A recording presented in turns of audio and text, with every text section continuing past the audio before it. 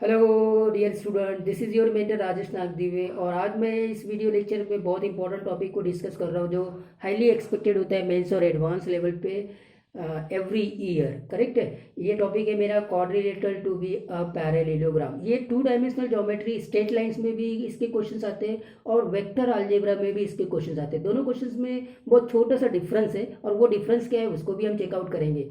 तो स्टूडेंट्स, आपने lower classes में क्वाड्रिलेटरल, पैरेललोग्राम, रेक्टेंगल, स्क्वायर और रोम्बस के बारे में ऑलरेडी पढ़ लिया है, लेकिन आपने कभी भी उनको जो लोअर क्लासेस में जब आप उनके बारे में स्टडी किया था तो on the basis of sides के ऊपर ज़्यादा कंसंट्रेट किया था और एंगल्स के ऊपर ज़्यादा कंसंट्रेट किया था। अब हम इधर जब हम बात करेंगे पैरेललोग्राम की, रेक्टेंगल की, स्क्वायर की और रोम्बस की, तो हमारा मेन जो फोकस रहेगा वो उसके डायगोनल्स पे रहेगा। मतलब on the basis of diagonals हम इनको डिफ्रेंशिएट करेंगे कि रेक्टेंगल कब होगा, स्क्वायर कब होगा, रोम्बस कब होगा और पैरेललोग्राम कब होगा। करेक्ट है, फाइन। तो आपको फोकस करना है डायगोनल्स के ऊपर, माइंड। तो क्वाड्रिलेटरल पैरेललोग्राम कब होगा, इसका condition if diagonals of that quadrilateral, if diagonals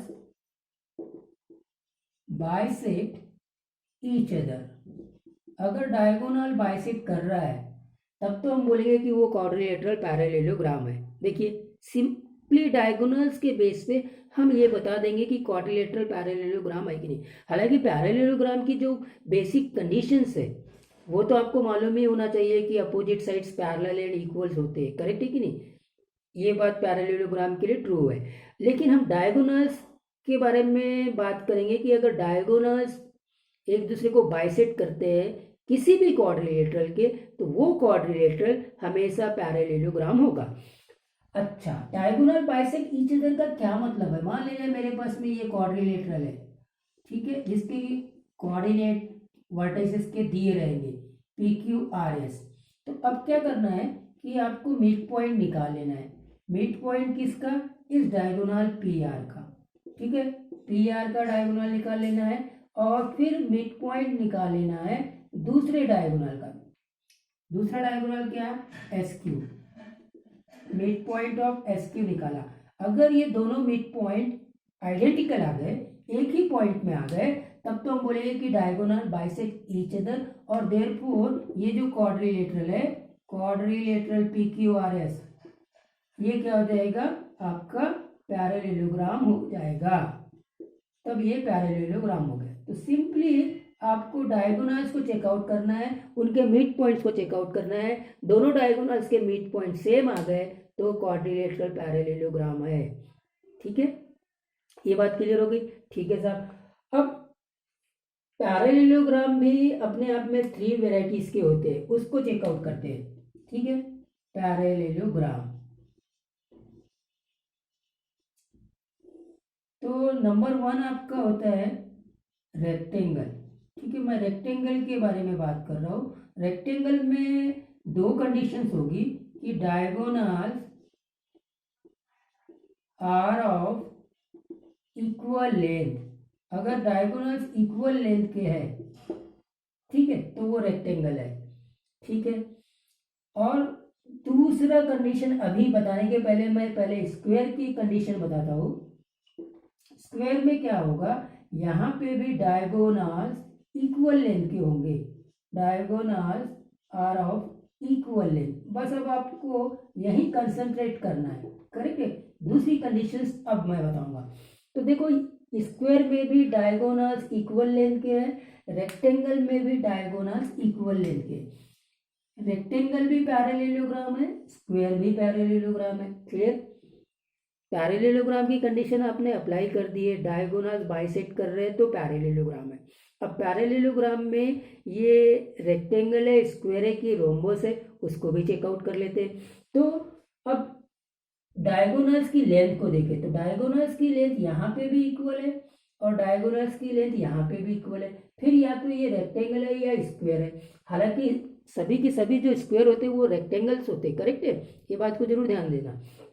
तो यही जो कंफ्यूजन है स्टूडेंट्स में, जिसके कारण से ये क्वेश्चंस बहुत एक्सपेक्टेड रहते हैं, हाईली एक्सपेक्टेड क्वेश्चंस मेंस और एडवांस लेवल पे होते हैं।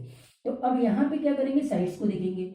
यहाँ क्या होता है, opposite sides are of equal length, ठीक है, इक्वल लेंथ। और यहाँ क्या होता है, adjacent sides are of equal length, correct है। तो अब हम क्या करेंगे, साइड्स की लेंथ में आ जाएंगे। अगर एडजेसेंट साइड्स इक्वल लेंथ के है तब तो वो पैरेललोग्राम स्क्वायर हो गया, जब डायगोनल्स इक्वल लेंथ के है। और अगर एडजेसेंट साइड्स की जगह अपोजिट साइड्स इक्वल लेंथ के है तब वो पैरेललोग्राम रेक्टेंगल हो गया। Got the point. तो पहले आपने क्या करना है, डायगोनल्स को चेक करना है, बाइसेक्ट कर रहे हैं, पैरेललोग्राम है। पैरेललोग्राम होने के बाद में डायगोनल्स की लेंथ को निकाल लेना है। अगर इक्वल लेंथ के हैं तो रेक्टेंगल या स्क्वायर होगा। अगर फिर उसके बाद में हमको एडजेसेंट साइड्स और अपोजिट साइड्स की लेंथ के बेस पे ये देखना है कि ये रेक्टेंगल है कि स्क्वायर है। तीसरा केस इसमें आ जाता है रोम्बस। अब रोम्बस में आते हैं, तो रोम्बस में भी डायगोनल्स के बेस पे हम चेक करेंगे कि डायगोनल्स आर परपेंडिकुलर, ये परपेंडिकुलर होते हैं। तो डायगोनल्स परपेंडिकुलर होते हैं। Got the point. अब परपेंडिकुलर चेक करने के लिए आपको वेक्टर अलजेब्रा में एक बेसिक है, that is dot product of two vectors. जो डायगोनल से उसके अलाउंग में हम दो वेक्टर्स बना लेंगे और उनका डॉट प्रोडक्ट देखते हैं कि डॉट प्रोडक्ट अगर जीरो है तो वो दोनों वेक्टर्स परपेंडिकुलर, दैट मीन्स वो दोनों लाइंस परपेंडिकुलर है। Got the point. बहुत आसानी से आप डॉट प्रोडक्ट को निकाल सकते हैं। तो डायगोनल्स परपेंडिकुलर है तो रोम्बस है, डायगोनल्स इक्वल है तो स्क्वायर और रेक्टेंगल होंगे, करेक्ट है। तो बस डायगोनल्स के बेस पे आपने अब सारी चीजों को देख लिया।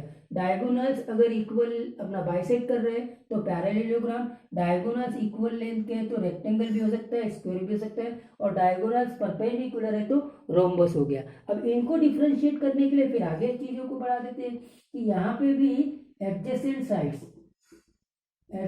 Sides are of equal length.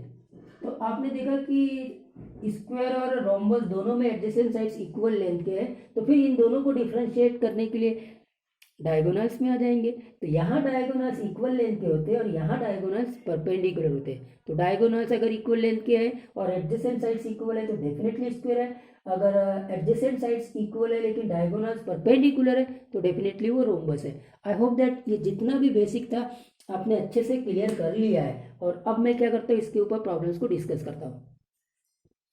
और ये आगे हम पहले प्रॉब्लम्स के ऊपर मैं 3 डिस्टिंक्ट क्वेश्चंस को डिस्कस करूंगा और इससे आपके ये जो कॉन्सेप्ट है क्वाड्रिलेटरल पैरेललोग्राम कब होगा, रेक्टेंगल, स्क्वायर और रोम्बस की क्या कंडीशन है, वो सारा चीज़ क्लियर हो जाएगा। तो फर्स्ट क्वेश्चंस में आते हैं कि ये PQRS के कोऑर्डिनेट दिए हुए है और ये भी बोल दिया है कि PQRS आपका पैरेललोग्राम है। तो एक काम कर लेते हैं, पहले PQRS क्वाड्रिलेटरल जो कि ऑलरेडी गिवन है कि ये पैरेललोग्राम है उसको कंस्ट्रक्ट कर लीजिए, कोऑर्डिनेट भी लिख लीजिए। तो ये 1,2, Q के कोऑर्डिनेट 4,6 और R के कोऑर्डिनेट 5,7 और S के कोऑर्डिनेट दिए A, B। अब ऑलरेडी PQRS दिया हुआ है, क्या दिया हुआ है, PQRS इज अ पैरेललोग्राम, ठीक है, पैरेललोग्राम दिया हुआ है। इसका ये मतलब हो गया कि इसका जो मिड पॉइंट होगा, ठीक है, मिड पॉइंट इसका एक डायगोनल PR का O और मिड पॉइंट ऑफ दूसरा डायगोनल SQ का, दोनों सेम आएंगे, करेक्ट है। तो इसका मिड पॉइंट फार्मूला से निकाल लेते हैं, 5 + 1 डिवाइडेड बाई 2, ये x कोऑर्डिनेट होगा, 7 + 2 डिवाइडेड बाई 2, ये इसका y कोऑर्डिनेट होगा। यहाँ से आते हैं, यहाँ पे अब a + 4 डिवाइडेड बाई 2, ये इसका x कोऑर्डिनेट होगा, और b + 6 डिवाइडेड बाई 2, ये इसका y कोऑर्डिनेट होगा। मिड पॉइंट देख लीजिए, a + 4 divided by 2 x coordinate, b + 6 divided by 2 y coordinate, 1 + 5 divided by 2 इसका मिड पॉइंट का x कोऑर्डिनेट, 7 + 2 डिवाइडेड बाई 2 उसके मिड पॉइंट का x कोऑर्डिनेट। और यहाँ से आप a और b की वैल्यू निकाल सकते हैं। देखो 2 कैंसिल हो जाएगा, मतलब 6 = a + 4, तो यहाँ से a मिल गया मुझे 2, करेक्ट। यहाँ पे आते हैं, यहाँ से भी 2 2 कैंसिल हो गया, तो b प्लस 6 इक्वल टू 9, यहाँ से मुझे b इक्वल टू 3, और बहुत आसानी से आपने ये आंसर निकाला, A2B3, मतलब ऑप्शन नंबर सी करेक्ट है। तो कंडीशंस क्या लगाई कि PQRS पैरेललोग्राम है, इसका मतलब डायगोनल बाइसेक्ट कर रहे हैं each other. Diagonal bisect each other का क्या मतलब हुआ कि mid point of first diagonal is equal to the next mid point of the next diagonal, correct है। चलिए सेकंड क्वेश्चन को चेकआउट करते हैं, और अब इस क्वेश्चन में आपको मैं सारा कॉन्सेप्ट इसमें क्लियर कर देता हूँ, पूरा पैरेललोग्राम, रेक्टेंगल, रोम्बस और स्क्वायर। तो देखिए ये क्वेश्चन इसीलिए इंपॉर्टेंट हो जाता है कि जो जो बेसिक डिफरेंस है स्क्वायर, रोम्बस और रेक्टेंगल और पैरेललोग्राम में, वो अगर बेसिक डिफरेंस आपको थोड़ा बहुत भी कंफ्यूजन है तो आप करेक्ट आंसर तक नहीं पहुंचेंगे। ये मल्टीपल चॉइस वैरायटी में क्वेश्चन पूछे जाते हैं, और सिंगल ऑप्शन करेक्ट वैरायटी में भी ये क्वेश्चन आ जाते हैं, करेक्ट है। तो अभी यहाँ दिया हुआ है point ABCD are the vertices of, किसके वर्टाइसेस है, ठीक है, ABCD है तो क्वाड्रिलेटरल तो है, क्या वो पैरेललोग्राम के वर्टाइसेस है, क्या वो रेक्टेंगल के, क्या वो रोम्बस के, क्या वो स्क्वायर के, करेक्ट है, फाइन। तो स्टूडेंट्स अब आप देखते हैं कि यहाँ मैंने ये क्वाड्रिलेटरल बना दिया, क्वाड्रिलेटरल है हमारा ABCD, करेक्ट, ABC और D, बोलो A के कोऑर्डिनेट क्या है, -4 -1, B के कोऑर्डिनेट क्या है, -2 -4, C के कोऑर्डिनेट क्या है 4, 0, D के कोऑर्डिनेट क्या है 2, 3, ठीक है। अब सबसे पहले हम क्या करते हैं, पैरेललोग्राम से स्टार्ट करते हैं। तो पैरेललोग्राम्स के लिए मिड पॉइंट ऑफ AC निकाल लो, ठीक है। मिड पॉइंट ऑफ AC ये होगा, क्या होगा mid point of AC, 4 - 4/2, x coordinate हो गया, 0 - 1/2, ये y कोऑर्डिनेट हो गया, मतलब ये तो हो गया 0 और ये हो जाएगा -1/2। तो ये हो गया मिड पॉइंट ऑफ AC। और ऐसे ही हम क्या करते हैं, मिड पॉइंट ऑफ BD निकाल लेते हैं, ठीक है, ये BD निकाले। तो मिड पॉइंट ऑफ BD निकालेंगे, मिड पॉइंट फार्मूला लगा दो, 2 - 2 डिवाइडेड बाई 2, और फिर 3 - 4 डिवाइडेड बाई 2, करेक्ट। तो यहाँ से आप ये फिर से 0 आ गया, ये फिर से -1/2 आ गया। तो देखिए आपका मिड पॉइंट दोनों साइड से, दोनों डायगोनल्स के मिड पॉइंट सेम आ गए, इसका मतलब ये पैरेललोग्राम है। तो पैरेललोग्राम तो हो गया, ठीक है, मतलब ये ऑप्शन तो अभी तक भी करेक्ट हो गया, फाइन।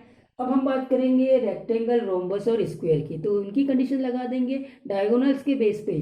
तो डायगोनल्स की लेंथ को चेक करते हैं, तो AC लेंथ क्या होगा, AC 4 -4 मतलब +4 का स्क्वायर, करेक्ट, डिस्टेंस फॉर्मूला लगा रहा हूँ मैं, 0 - -1 मतलब 0 + 1 का स्क्वायर, तो ये तो हो जाएगा 8 मतलब 81 + 1, करेक्ट, ठीक है।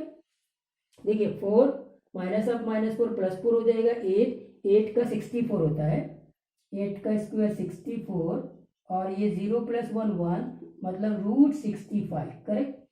ओके, अब आते हैं BD के ऊपर, कैलकुलेशन चेक कर लीजिए, BD equal to square root में आ गए, D का ये 2 -2 +2 मतलब 2 + 2 का स्क्वायर, और फिर आते 3 -4 मतलब +4 का स्क्वायर, अगर ये बात करें तो 16 हो जाएगा, 7 मतलब 49, और फिर से ये √65 आ गया, इक्वल आ गए, ठीक है। डायगोनल्स की लेंथ इक्वल आ गई, इसका मतलब ये रेक्टेंगल या फिर स्क्वायर, ये दो हो गए, या तो रेक्टेंगल हो गए या तो स्क्वायर होंगे, करेक्ट है, ओके फाइन। तो स्टूडेंट्स या तो ये रेक्टेंगल है या तो स्क्वायर है, क्लियर है, दो बातें हो गई। अब आते हैं हम एडजेसेंट साइड्स के ऊपर। एडजेसेंट साइड्स में AB निकाल लो, ये एडजेसेंट साइड निकाल लेते हैं और ये एडजेसेंट साइड निकाल लेते हैं। तो अब AB का लेंथ देखते हैं, AB square root AB, B के कोऑर्डिनेट -2 + 4 हो जाएगा ये, क्योंकि -2 -4 स्क्वायर प्लस, और ये -4 + 1 हो जाएगा इसका स्क्वायर, करेक्ट। यहाँ से आते हैं, ये हो जाएगा 2 का स्क्वायर मतलब 4, और ये हो जाएगा 3 का स्क्वायर मतलब 9, दैट इज √13, ये हो गया। और अब आते हैं एडी के ऊपर। एडी एडी निकालते हैं square root of AD, D के कोऑर्डिनेट 2 माइनस ऑफ -4 मतलब 2 + 4 का स्क्वायर, करेक्ट। फिर प्लस डिस्टेंस फॉर्मूला लगा रहा हूँ मैं, 3 माइनस ऑफ -1 मतलब 3 + 1 का स्क्वायर, करेक्ट। तो ये हो गया 6 मतलब 36 और ये हो गया 4 मतलब 16 हो गया मतलब ये 2 आ गया, ओके, और 3 4 52, तो ये हो जाएगा 2√13, करेक्ट। Okay fine.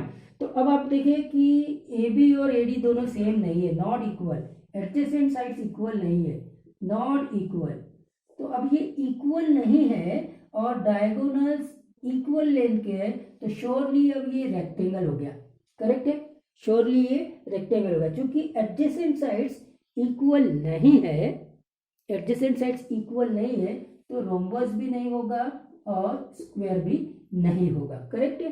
तो यहाँ पे ऑप्शन ए और ऑप्शन बी करेक्ट है स्टूडेंट्स। ये हो गया नेक्स्ट क्वेश्चन। और अब मैं लास्ट क्वेश्चन कराता हूँ जिसमें वेक्टर, हाँ वेक्टर के कॉन्सेप्ट में बता देता हूँ आपको कि देखिए ये 2 डायमेंशनल में पोजीशन वेक्टर हो जाएगा इस पर्टिकुलर पॉइंट्स का, मतलब ओ से इसका पोजीशन वेक्टर, करेक्ट है, ओ से इसका पोजीशन वेक्टर बोलेंगे, तो ये हो जाएगा -4i और ये हो जाएगा -j, और बी मतलब इसका पोजीशन वेक्टर ओ बी, ये हो जाएगा -2i -4j, बस यही डिफरेंस है। अब वो वेक्टर में भी बोले था कि position vector of point A is -4i -j, इसका मतलब पॉइंट ए के कोऑर्डिनेट -4 और -1 है। Position vector of point B is -2i -4j, मतलब बी के कोऑर्डिनेट -2, -4 और लाइक दैट। आ गई बात समझ में वेक्टर अलजेब्रा में क्या डिफरेंस है, इस चीज को आपने देख लिया।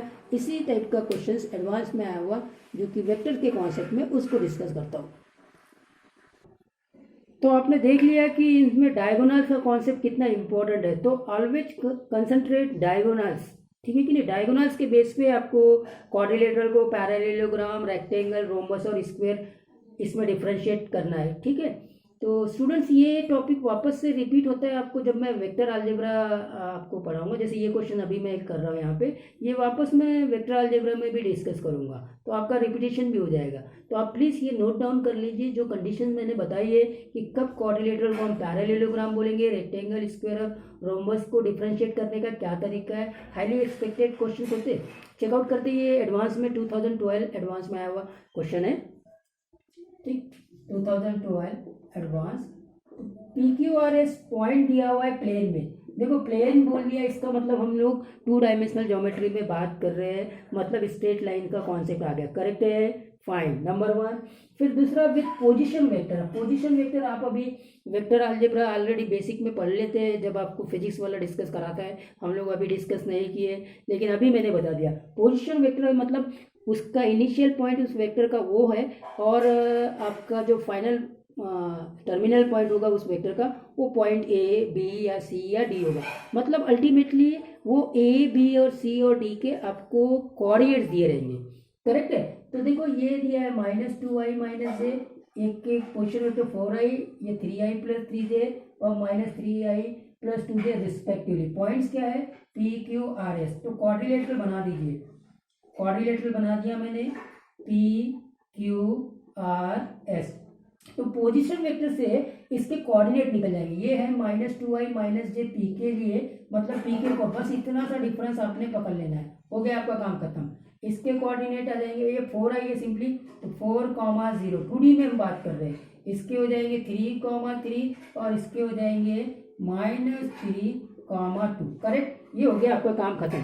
अब आप सिंपली वेक्टर अलजेब्रा से निकल के 2 डायमेंशनल ज्योमेट्री में आ चुके हैं, करेक्ट है। और अब आपको क्या करना है, वो कंडीशंस को अप्लाई कर लेना है कि पैरेललोग्राम चेक करने के लिए मिड पॉइंट निकालने डायगोनल्स के। तो पहला काम करते हैं यहाँ पर, ठीक है, मिड पॉइंट ऑफ, किसकी बात कर रहे हैं हम, PR की।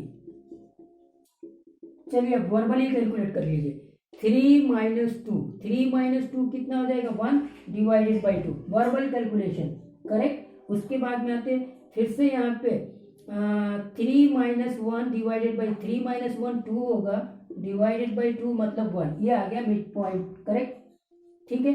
अब आते हैं मिड पॉइंट ऑफ SQ, ठीक है, एस क्यू में आ रहे हैं, ठीक है, एस क्यू में भी वर्बल कैलकुलेट करते हैं। ये -3 + 4 करेक्ट है, तो -3 + 4 क्वाड्रिलेटरल बराबर है PQRS, ठीक है साहब, ओके फाइन। -3 + 4 डिवाइडेड बाई 2, और फिर ये क्या हो जाएगा, -3 + 4 डिवाइडेड बाई 2, -3 + 4 डिवाइडेड बाई 2 कितना हो गया, 1/2 करेक्ट। और फिर यहाँ आते 2 + 0 डिवाइडेड बाई 2 कितना आ जाएगा, 1। तो देखिए दोनों तरफ से मिड पॉइंट सेम आ गया, दोनों तरफ से मिड पॉइंट सेम आ गया, इसका क्या मतलब हो गया, पैरेललोग्राम तो है, ठीक है। तो अभी पैरेललोग्राम है, मतलब ये ऑप्शन के बारे में बात कर सकते हैं, तो पैरेललोग्राम प्रूफ हो गया, करेक्ट फाइन। एक कॉन्सेप्ट हमारा क्लियर हो गया, एक पैरेललोग्राम तो है। अब आप बात करेंगे रेक्टेंगल और स्क्वायर की, तो फिर से डायगोनल्स की लेंथ पे आएंगे। अभी हमने डायगोनल्स बाइसेक्ट कर रहे हैं कि नहीं कर रहे वो चेकआउट कर लिया, अब डायगोनल्स की लेंथ पे आते, चलिए लेंथ पे आते, तो पी आर निकाल रहे, ठीक है, स्क्वायर रूट, फिर से पी आर, ये पी और आर के कोऑर्डिनेट 3 -2 5 का स्क्वायर 25, वर्बल कैलकुलेशन करेक्ट है। 3 -1 4 का स्क्वायर कितना, 16, मतलब कितना हो गया, रूट ये 1 आ जाएगा 4, रूट 41 करेक्ट है, ठीक है, पी आर हो गया फाइन। अब आते हैं एस क्यू में आ गए, एस क्यू निकाल रहे, एस क्यू क्यू में से एस के कोऑर्डिनेट को सब्ट्रैक्ट करके आपको डिस्टेंस फार्मूला लगाना है, तो 4 -3 7 आ जाएगा, 7 का स्क्वायर कितना, 49 करेक्ट, प्लस अभी 0 -2 का स्क्वायर, मतलब 2 का स्क्वायर कितना, 4 करेक्ट है, और ये कितना आ गया, रूट 53 और रूट 41 दोनों इक्वल नहीं है, नॉट इक्वल है, तो नॉट इक्वल है मतलब डायगोनल्स इक्वल नहीं है, डायगोनल्स इक्वल नहीं है तो इसका मतलब ना तो ये रेक्टेंगल है ना तो ये स्क्वायर है, तो स्क्वायर तो नहीं हो सकता, रेक्टेंगल भी नहीं हो सकता, दोनों ऑप्शंस कट गए, करेक्ट है। अब आते सिंपली हमारे पास में रोम्बस की बात बच गई है, तो रोम्बस में क्या करते हैं, हमको अभी एडजेसेंट साइड्स को देख लेते हैं, ठीक है, स्क्वायर तो नहीं है, तो रोम्बस होने के लिए अगर एडजेसेंट साइड्स इक्वल है तो फिर चेक आउट कर लेंगे कि ये रोम्बस हो सकता है, ठीक है साहब। तो अब एडजेसेंट साइड्स में आप पी क्यू की लेंथ को देख लीजिए, पी क्यू की लेंथ आ गए, पी क्यू 4 -2 + 2 6, मतलब कितना हो गया 36, प्लस फिर 0 -1 + 1 मतलब रूट 37 करेक्ट है। और अब ये पी एस को चेक कर लो, पी एस को चेक करेंगे एस में से, ठीक है, पी एस मतलब -3 -2 + 2 -3 + 2 मतलब कितना, -1 का स्क्वायर मतलब 1,